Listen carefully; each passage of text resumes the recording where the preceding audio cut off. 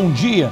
Toda honra e toda glória sejam dadas ao nosso Senhor e Salvador Jesus Cristo, ao Senhor da igreja e a todos vocês que estão em casa, graça e paz vos sejam multiplicadas. Este é o programa De Volta à Palavra e eu sou o Bispo Alexandre Rodrigues.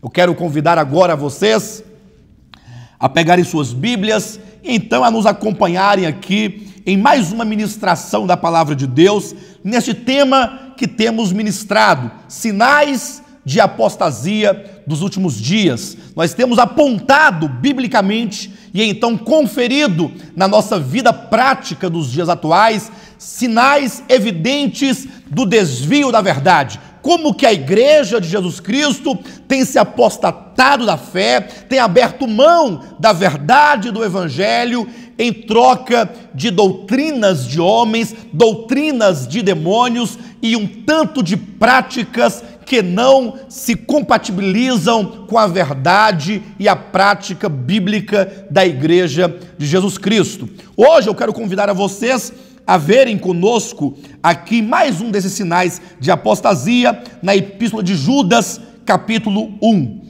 Abra sua Bíblia e nos acompanhe. Veja como que o apóstolo nos coloca nos versículos 3 e 4 uma advertência dizendo: Amados, quando empregava toda a diligência em escrever-vos acerca da nossa comum salvação, foi que me senti obrigado a corresponder-me convosco, exortando-vos a batalhardes diligentemente pela fé que uma vez por todas foi entregue aos santos. Vejam, queridos, como que Judas, aqui ele nos convida, ele nos chama a um posicionamento diante da fé que nos foi entregue por Jesus Cristo e por seus apóstolos, uma fé que foi entregue de uma vez por todas. Ou seja, a verdade do evangelho, a verdade a respeito de Cristo e de sua obra, ela não é dada à igreja paulatinamente, não é uma revelação que foi dada um pouco durante o período da igreja apostólica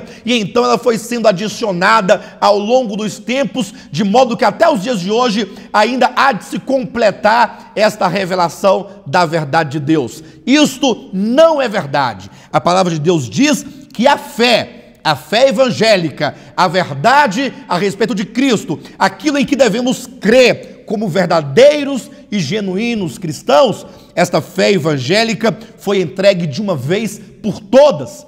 E sabendo que desde a era apostólica já havia indivíduos que se intrometiam na igreja, que se introduziam no seio da igreja para disseminar heresias destruidoras da fé, Judas então, ele foi advertido pelo Espírito Santo, ele foi então tomado por um conhecimento e uma revelação do Espírito Santo, a ponto então de nos convocar, de nos exortar, chamando a mim e chamando a ti, meu irmão, a fim de que nós batalhemos diligentemente. Deve ser uma batalha diligente, não podemos ser desapercebidos quanto às doutrinas que surgem no seio da igreja. Devemos estar atentos e então travarmos uma batalha em prol da fé, a fim de podermos, como o apóstolo Paulo falou no final de sua vida, podemos dizer: combati o bom combate, completei a carreira, guardei a fé.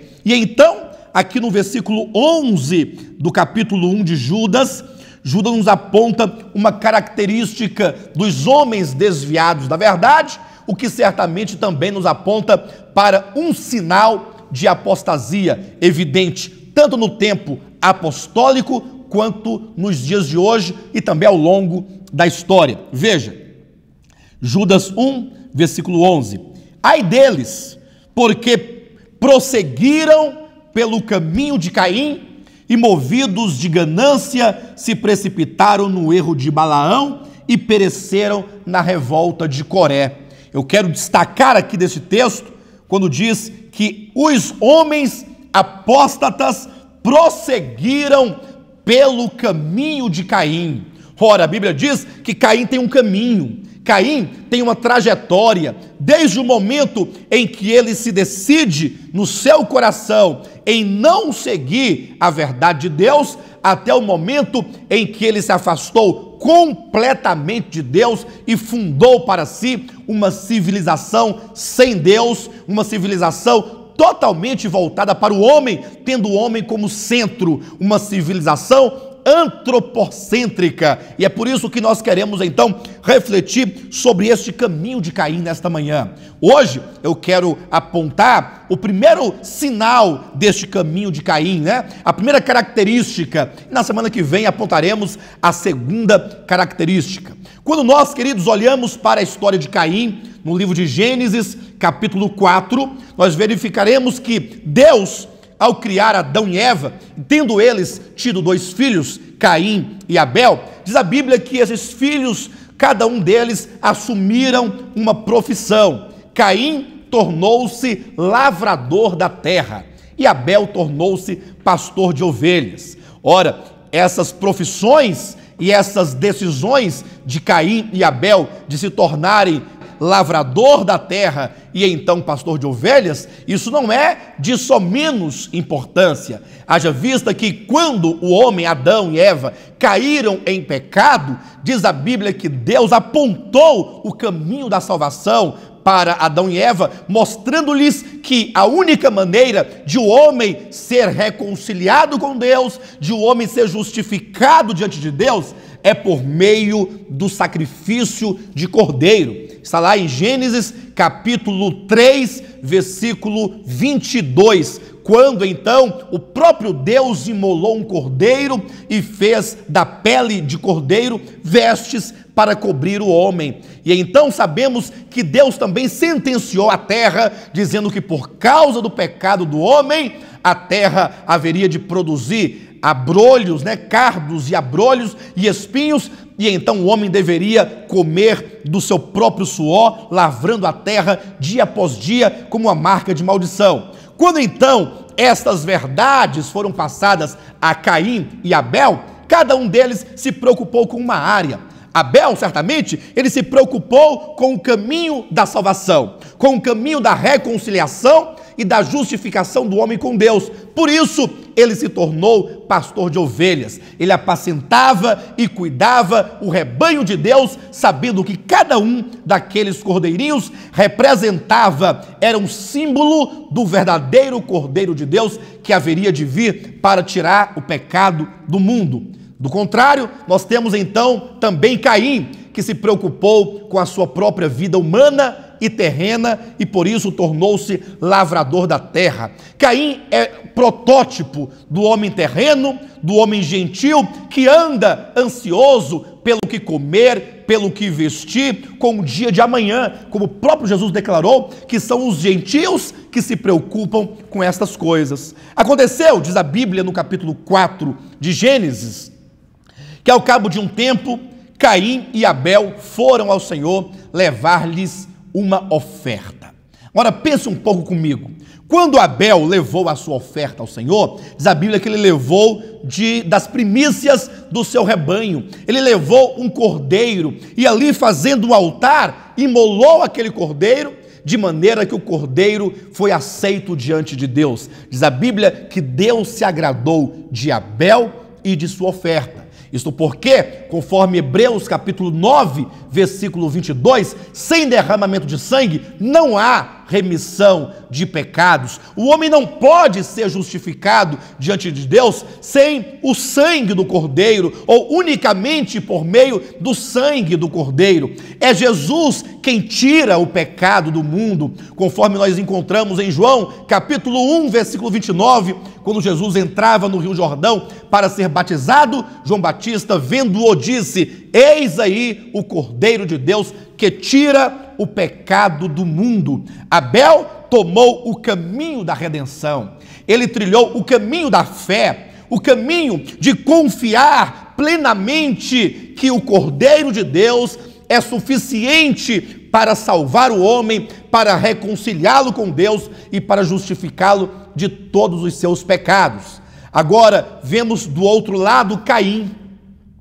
Caim, como sendo aquele homem que tentou se aproximar de Deus, tentou fazê-lo mediante o seu próprio esforço. Caim, ao ir a Deus, ele rejeitou completamente, ele ignorou totalmente o caminho de Deus. Qual é o caminho de Deus? É o caminho da cruz, é o caminho da redenção, é o caminho do derramamento de sangue. Jesus é o Cordeiro de Deus, Jesus é o sacrifício pelo homem, pelos seus pecados. Não é isso que está em Isaías capítulo 53, que Jesus Cristo é o Cordeiro que foi levado para o matadouro, e como um cordeiro mudo, ele não abriu a sua boca, tendo recebido e levado sobre si todos os nossos pecados, as nossas culpas, as nossas penalidades, para que mediante os seus sofrimentos nós tivéssemos cura, tivéssemos paz, tivéssemos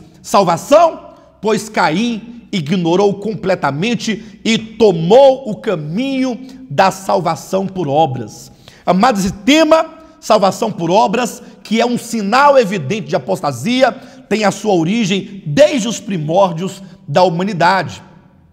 Não somente quando Caim oferece a Deus o fruto da terra, o fruto do seu trabalho, do seu suor, mas também quando Adão e Eva intencionaram e fizeram para si vestes de folhas de figueira. E aqui nós encontramos, desde o início da história da humanidade, esta tendência do homem querer aproximar-se de Deus mediante as suas obras, mediante os seus esforços, achando que é mediante obras humanas que o homem encontra o favor de Deus, achando que é mediante obras humanas que o homem encontra salvação de Deus. Esta mentira de Satanás perdurou por toda a história.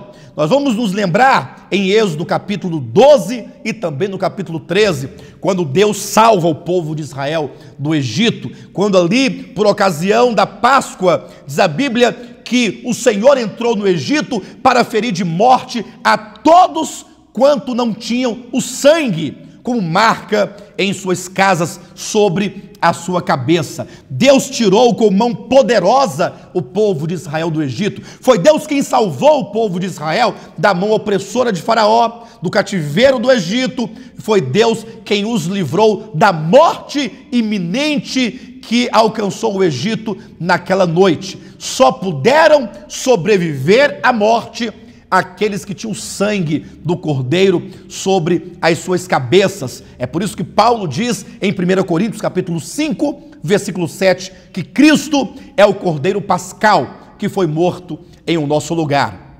Agora, para que o povo de Israel, queridos, tivesse na cabeça, na mente, no coração, na alma, impregnado em toda a sua experiência, a convicção de que foi Deus quem os salvou, que foi Deus quem os libertou de fato, não foram as suas obras, não foram o caráter deles, não foram o que de bom eles praticaram, mas foi somente o Senhor, pela sua graça e soberania. Deus então determinou que eles deveriam praticar a Páscoa e a festa dos pães asmos. Ora, o que é a festa dos pães asmos? Era o tirar o fermento de suas casas. No momento em que Israel tirasse de suas casas o fermento, eles estariam simbolicamente anunciando e dizendo: ora, nós fomos salvos, não mediante as nossas obras, mas mediante a obra de Cristo, simbolizada ali pelo Cordeiro Pascal. O fermento, portanto, desde Êxodo capítulo 12, é símbolo de obras humanas, do orgulho humano, da pretensão humana, da presunção humana. O homem que fica inchado, orgulhoso, por considerar que é o seu dízimo que lhe dá a fidelidade de Deus, que é o seu dízimo, ou que é a sua obra, por ele guardar o sábado, por ele cumprir com esse ou aquele mandamento que lhe dá diante de Deus a segurança e a certeza da salvação. Não é sem razão? Abra sua Bíblia em Mateus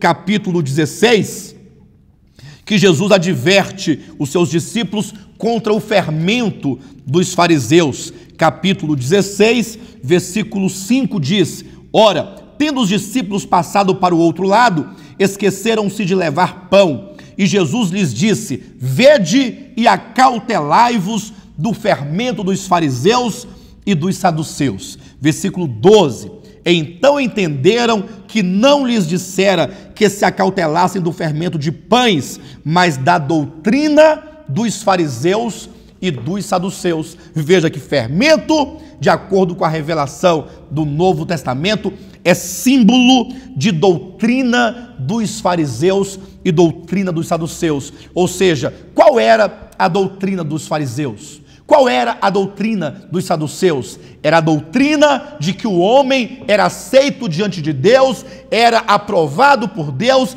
era justificado por Deus mediante as obras da lei. Amados, este é um grande sinal evidente da apostasia. Já nos tempos de Cristo, os homens andavam desviados da verdadeira palavra de que o homem não é justificado por obras da lei. Será que você, meu irmão e minha irmã, tem conduzido a sua vida diante de Deus, tem procurado manter comunhão com Deus, tem assegurado a certeza da salvação na base daquilo que você é capaz de fazer? Porque a Bíblia diz que o nosso melhor, conforme está em Isaías, capítulo 64, versículo 6, o nosso melhor, as nossas melhores obras diante de Deus são como trapos de imundície, razão pela qual Deus não se agradou da oferta de Caim e nem mesmo de sua pessoa. Deus só tem agrado e prazer no seu Filho Jesus, que é o Cordeiro de Deus.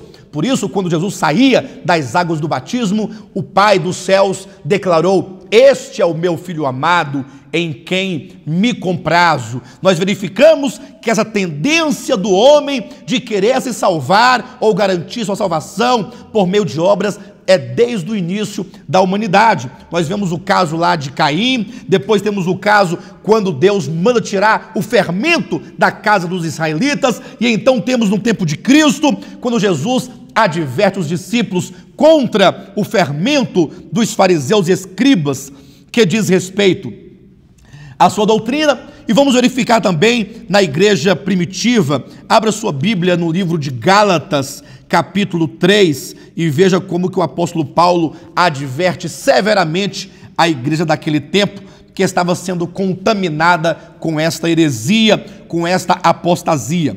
Capítulo 3, a partir do versículo 7, Paulo nos diz: sabei, pois, que os da fé é que são filhos de Abraão.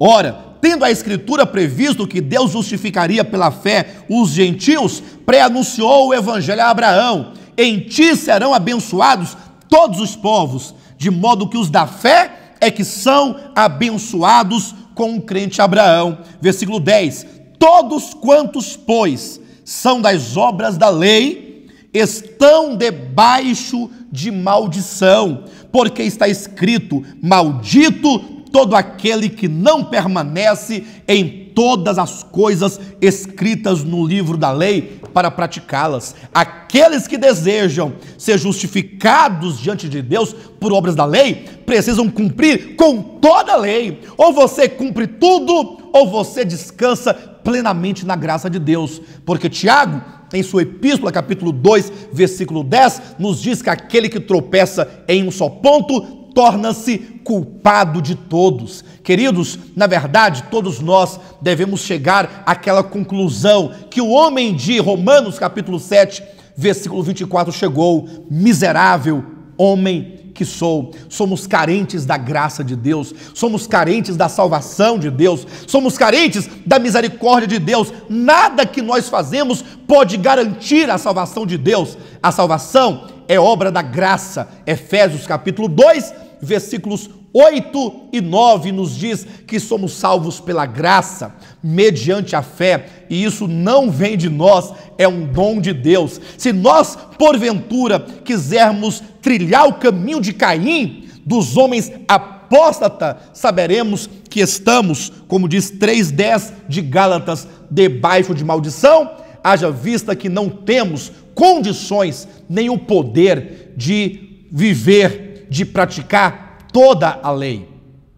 Sempre nós vamos nos deparar com uma falha, com o pecado que cometemos e então precisamos recorrer à graça e à misericórdia do Senhor Jesus. E esse sinal de apostasia, ele perdurou também depois da igreja primitiva e nós podemos vê-lo presente no tempo da Idade Média, quando a igreja romana pregou a salvação por obras durante muito tempo, mediante as indulgências e o pagamento de promessas. Foi ensinado aos homens, como até hoje, inclusive, é ensinado que o sacrifício de Cristo não é suficiente, mas que o homem precisa de somar a esse sacrifício as suas obras humanas. Ora, o que a Bíblia diz a este respeito? Leia comigo, por favor, Romanos capítulo 11, veja como que o apóstolo Paulo nos mostra que se a salvação é pela graça, não pode ter adicionada as obras, do contrário, a graça deixa de ser graça.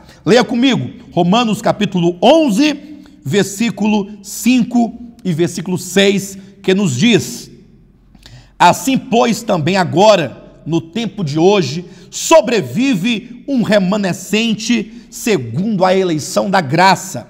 E se é pela graça, já não é pelas obras. Do contrário, a graça já não é graça.